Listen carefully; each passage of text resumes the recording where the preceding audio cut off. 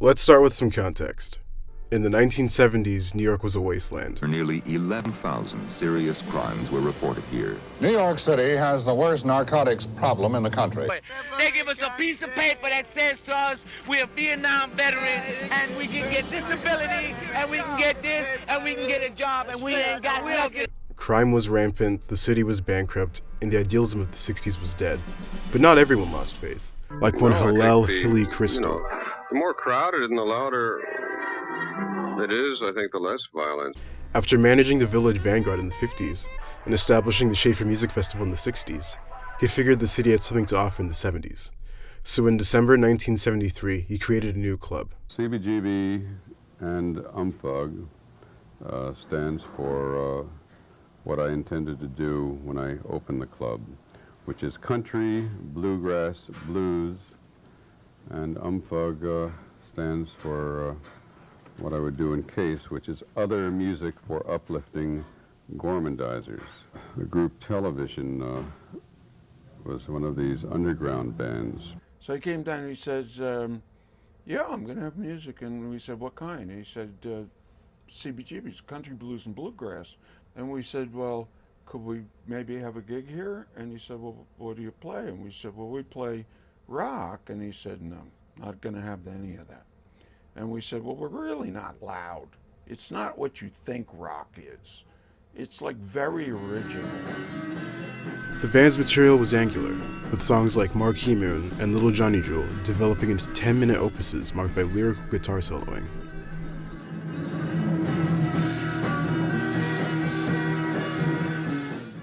And then he gave us like 3 Sundays in a row. And then he began to give us Friday, Saturday, Sundays. And, you know, it grew from there. And this is our last number, and then Television will be back with a new set, and then we'll be back with a new set.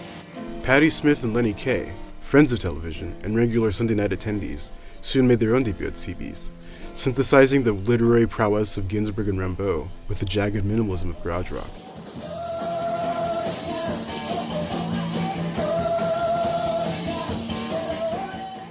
They persuaded me to try it again and get a band from Queens they knew of called the Ramones. A 4-piece that played bubblegum pop songs at a breakneck pace, they made their CB's debut on August 16, 1974. They were terrible.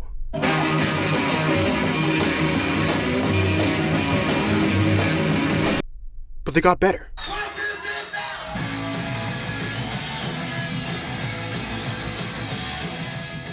Soon other groups followed.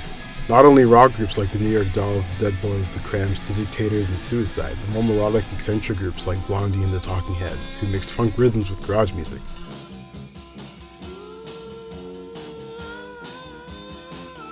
It should be noted that the sounds of all of these groups were very radical at the time, a bold rejection of 70s top 40 music, while a majority of the public was listening to this.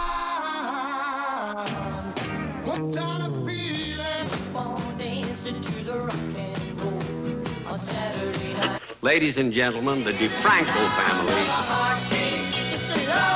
Exciting world of soul with special guest stars, the world-famous Jackson 5. If I could save time in a bottle, Venus and Mars are all right tonight. The bands who played CB's, meanwhile, were listening to stuff like this.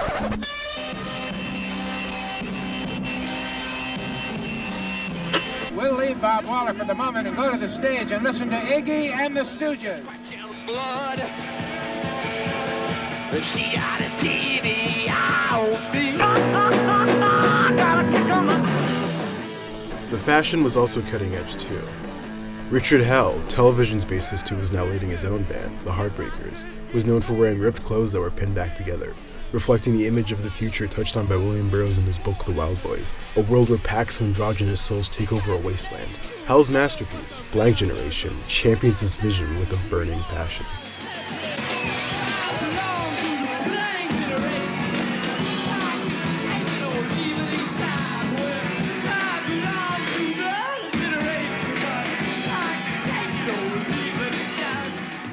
But with all of its uniqueness, the scene and new genre of music didn't have a name.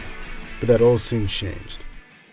Enter Malcolm McLaren, a London shop owner who'd heard about a groundbreaking scene happening in New York City and flew over to witness it. He was blown away by its cutting-edge aesthetic and how it connected the audience to the bands who played. It was self-mutilating and destructive, and yet at the same time it registered a certain integrity in the hearts of a lot of young people.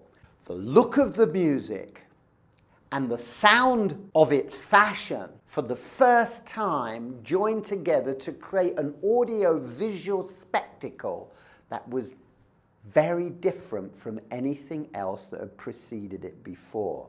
Malcolm completely got it. He took in the scene like a sponge, taking note of everything from the music to the fashion.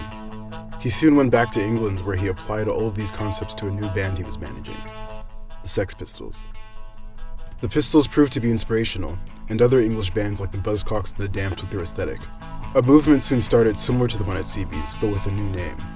Teenage kids who follow punk rock. Punk rock. Punk rock. Punk rock. Punk rock. The King's Road belongs to punk! And their music was loud, abrasive, full of energy, but especially loud. And people want to go see what they're all about, and once you know, you don't want to go back. They're pitiful. Their lyrics and everything about them is so deep, you can just really get into them. The message is that the world and everything in it stinks, and its purpose, one observer says, is to promote violence, sex, and destruction in that order.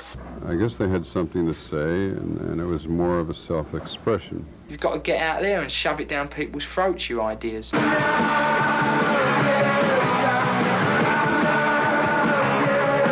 I went to England to do some press and saw all these kids walking with this orange hair and wild-looking stuff on it. I thought, good. There's that desire to express yourself, the desire to be open. It's good to have that personality back in rock and emotion rather than just musicianship and technical ability, which is the big prize. But now. from what I've read about it, there's no music. It's just chords and ranting and raving and put-downs. The music is just all I listen to, and it's really good music if you give it a listen. The leaders of the punk movement were the Sex Pistols. That is, of course, not what its supporters say.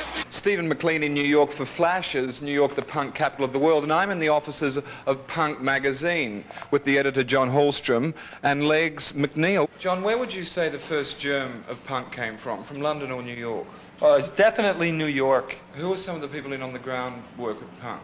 The Ramones, early television, Patti Smith, and they were really smart. You know, they weren't into the image, you know, and the caricature that the media plays up. They were into the music. Yeah, I was really glad to meet all these people who were really as much tuned into it. Though the media portrayed punk rock as an English phenomenon, everyone in New York knew the truth. Punk was an American creation, and CBGB's was the birthplace of punk music.